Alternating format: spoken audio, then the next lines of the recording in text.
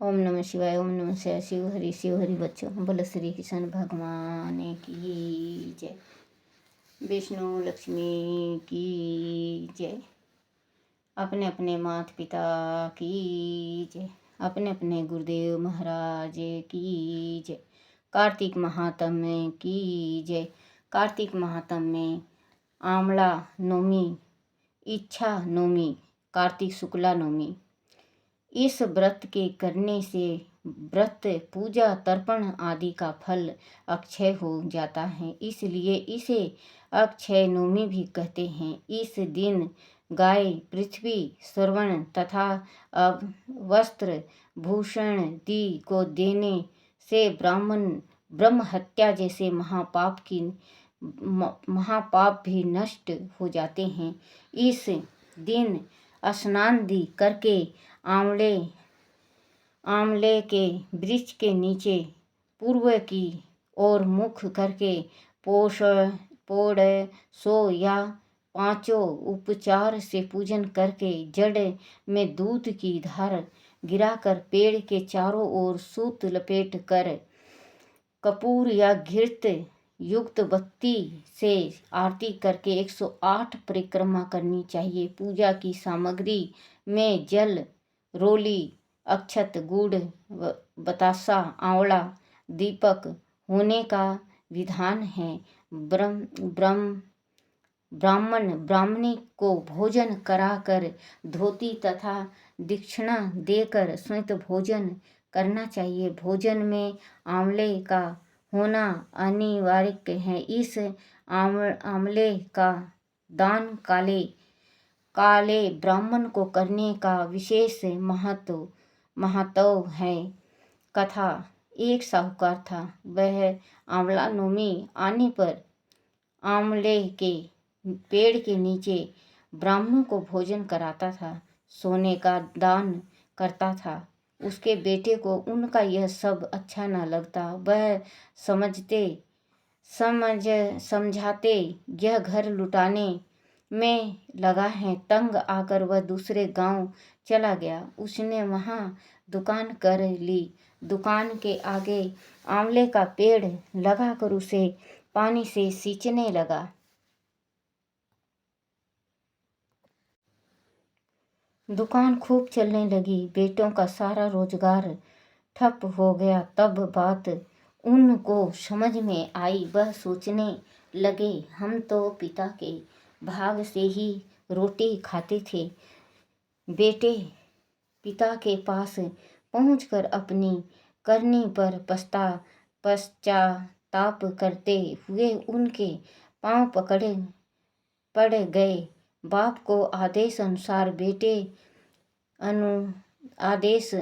बेटे भी आंवला पेड़ की पूजा करने लगे। उनके घर में पहले जैसी खुशहाली तथा धन ध्यान हो गया। हमारी प्रार्थना है कि हे आंवला देव, जैसे चमत्कार तूने साहूकार के माध्यम से दिखाया है, ऐसा सभी साधकों को दिखा उनका भला करना।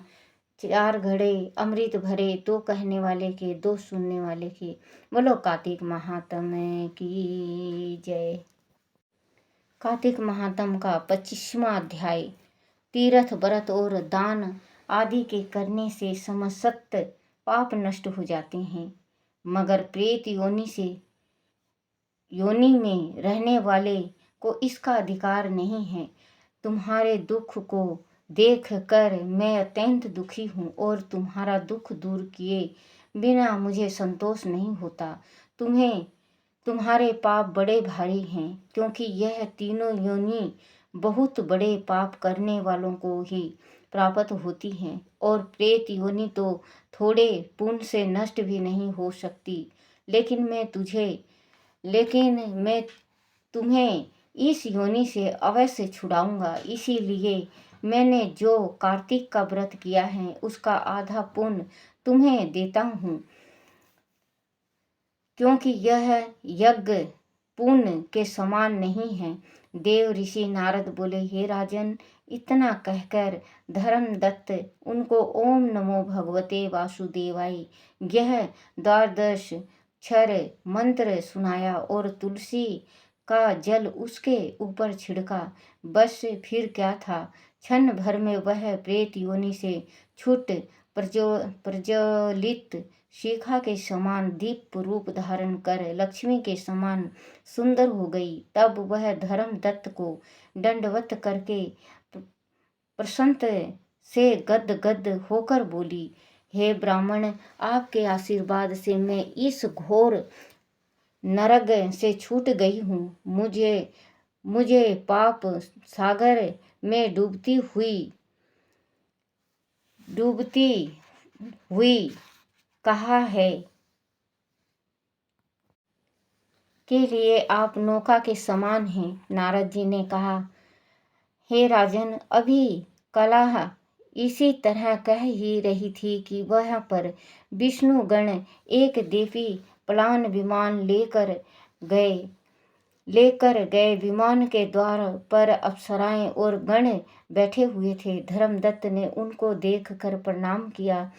पुण्यशील और सुशील नामक भगवान विष्णु के गणों ने धर्मदत्त को अपने हाथों से ऊपर उठा उसका अभिनंदन करके कहा, हे धीज श्रेष्ठ, आप धन्य हैं जो सदा भगवान विष्णु के व्रत कथा और सेवा में लगे रहते हैं। आपने जो अपने बाल काल में पवित्र और शुभ कार्तिक व्रत किया था, उसके आधे फल से कलह के पूर्व जन्म के एक अतिरिक्त पाप नष्ट कर दिए हैं। यही नहीं, आपकी कृपा से इसके सैकड़ों जन्म के पाप नष्ट हो गए हैं। आपके जागरण आदि करने से पुष्प प्रभाव से आकाश मंडल से वह विमान आया है। हे ब्राह्मण, अब हमें इस भांति भांति के भोग से युक्त वैकुंठ में विष्णु जी के पास रहोगे और मुक्ति प्राप्त करोगे। हे दया सागर, वह मनुष्य धन्य है और जन्म उन्हीं का फलीभूत है जिन्होंने तुम्हारी तरह विष्णु जी की भक्ति की है, क्योंकि भगवान विष्णु अपने भक्तों को भला क्या नहीं देते। जिन्होंने प्राचीन काल में उनता नापद के पुत्र को ध्रुव पर पहुंचाया, जिसके सुमिरन मात्र से प्राणियों की मुक्ति हो जाती है। प्राचीन काल में विष्णु जी केवल अपने नाम के स्मरण से ही आप द्वारा पकड़े हुए हाथी को हर्षित योनि से मुक्त कराके जय नाम देकर अपना प्रसाद बना लिया। तुमने उसी विष्णु की सेवा की है, इसीलिए तुम अपनी दोनों स्त्रियों सहित 1000 वर्ष तक भगवान विष्णु के पास निवास करोगे। जब तुम्हारा पुण्य क्षीण हो जाएगा, तब तुम सूर्यवंश में अपनी दोनों रानियों के साथ राजा दशरथ के नाम से प्रसिद्ध होंगे तथा वह कलह तुम्हारे आधे पुण्य की भागीदार होने के नाते तुम्हारी तीसरी भार्य होगी। वह भगवान विष्णु पुत्र के रूप में तुम्हारे पास रहेंगे और देवताओं का कार्य करेंगे। विष्णु जी को प्रसन्न करने वाले तुम्हारे कार्तिक व्रत से अधिक महात्मपूर्ण यह दान तीर्थ आदि और कोई भी नहीं है। हे दया सागर, तुम धन्य हो, क्योंकि तुमने जगत गुरु भगवान विष्णु को प्रसन्न करने के लिए कार्तिक मास का व्रत किया है, जिसके आधे पुण्य के फल की भागीदार कलह है। इस समय हमें इसे अपने साथ विष्णु लोक में ले जा रहे हैं। बोलो कार्तिक महात्म्य की जय। कार्तिक महात्म्य का 26वां अध्याय देवगणों के ऐसे वचन सुनकर धर्मदत्त ने कहा, सब मनुष्य भगवान विष्णु की प्रसन्नता के लिए विधिवत आराधना, यज्ञ, दान, व्रत, तीर्थ तथा तप आदि करते हैं, किंतु ऐसा कोई सरल उपाय बताओ जिसके करने से इन सबका फल प्राप्त हो। तब गणों ने कहा, हे धिज श्रेष्ठ, आपका प्रश्न बड़ा श्रेष्ठ है। हम आपको भगवान विष्णु को शीघ्र प्रसन्न करने का उपाय बताते हैं। हम इतिहास सहित प्राचीन वृत्तांत सुनाते हैं, सावधानी से सुनो। प्राचीन काल में कागचीपुरी में चोल नामक चक्रवर्ती राजा राज करता था। उसी के नाम से उसके देश का नाम भी चोल देश ही प्रसिद्ध था। राजा चोल के राज्य में कोई भी प्राणी दारिद्र, दुखी, पापी या रोगी ना था। वह सब राजा के यज्ञ करने का प्रभाव था। तारमणि नदी के दोनों किनारे पर सोने के यज्ञ स्तंभ सुशोभित थे। हे धीर्जवर, एक दिन वह राजा भगवान विष्णु के पास गया। भगवान उस समय शेष शैया पर योग निद्रा वश सो रहे थे। राजा ने उसकी मणियों, मोतियों और श्रवण के दीप फूलों द्वारा पूजन की। वह साष्टांग प्रणाम करके भगवान के चरणों के पास ही बैठ गया। थोड़ी देर के बाद राजा ने अपनी नगरी कांचीपुरी के ब्राह्मण विष्णुदास को आते हुए देखा। विष्णुदास भगवान की पूजा के लिए तुलसी दल और जल लिया था। विष्णुदास ने वह आकर भगवान को विष्णु सूत्र मंत्रों द्वारा स्नान करवाकर मंजरी तथा दलों से उनका विधि पूर्वक पूजन किया। विष्णुदास के चढ़ाए हुए दलों से राजा के चढ़ाए हुए मणि, मोती व श्रवण के फूल ढक गए।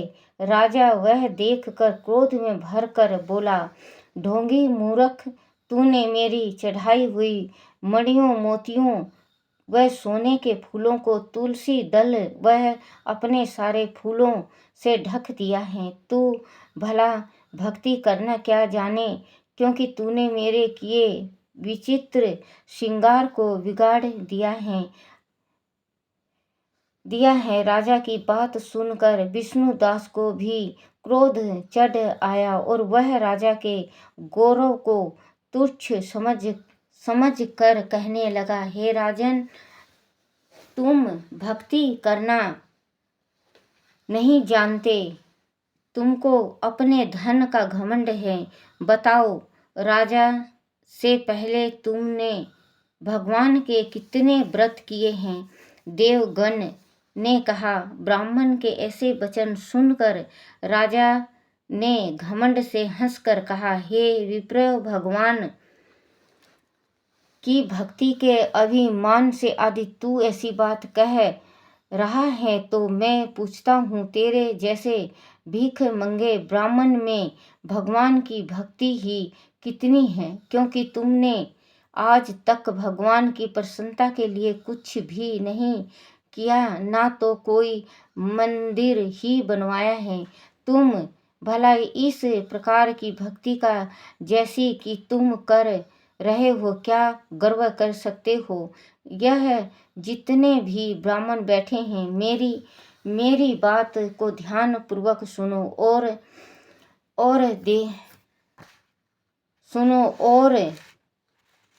ब्राह्मण बैठे हैं और देखो कि भगवान विष्णु के दर्शन मुझे होते हैं या कि उसे। इसके बाद दोनों की भक्ति के संबंध में आप लोग जान लेंगे। देवगणों ने कहा कि ऐसा कहकर राजा अपने महल में चला गया और वह जाकर उसने अपने पुरोहित मुदगल को आचार्य बनाकर विष्णु यज्ञ आरंभ किया। उसने उस यज्ञ में अनेक ऋषि महर्षियों को बुलाया, उनको बहुत सा अनाज और नगदी आदि दक्षिणा दी। उधर विष्णुदास भी अपने मंदिर में ही रहकर भगवान की प्रसन्नता के लिए व्रत करने लगा। उसने माघ तथा कार्तिक मास के व्रत किए, तुलसी के वन का और एकादशी को भगवान विष्णु के द्वादश अक्षर मंत्र का जाप किया। वह भगवान को प्रसन्न करने के लिए गीत गाता रहा। वह नृत्य करता रहा, नृत्य प्रति व्रत करता था, भूमि पर सोता, हर समय भगवान को प्रसन्न करने के लिए माघ तथा कार्तिक के व्रत भी किए और उन व्रतों के नियमों का पालन भी किया और उद्यापन भी किया। और इस प्रकार राजा चोल और विष्णु दास द्वारा आराधना करते हुए बहुत दिन बीत गए। बोलो श्री कृष्ण भगवान की जय। बोलो कार्तिक महात्म्य की जय। श्री कृष्ण गोविंद हरे मुरारी, हे नाथ नारायण वासुदेवाय। श्री कृष्ण गोविंद हरे मुरारी, हे नाथ नारायण वासुदेवाय। श्री कृष्ण गोविंद हरे मुरारी, हे नाथ नारायण वासुदेवाय। बोलो श्री कृष्ण भगवान की जय।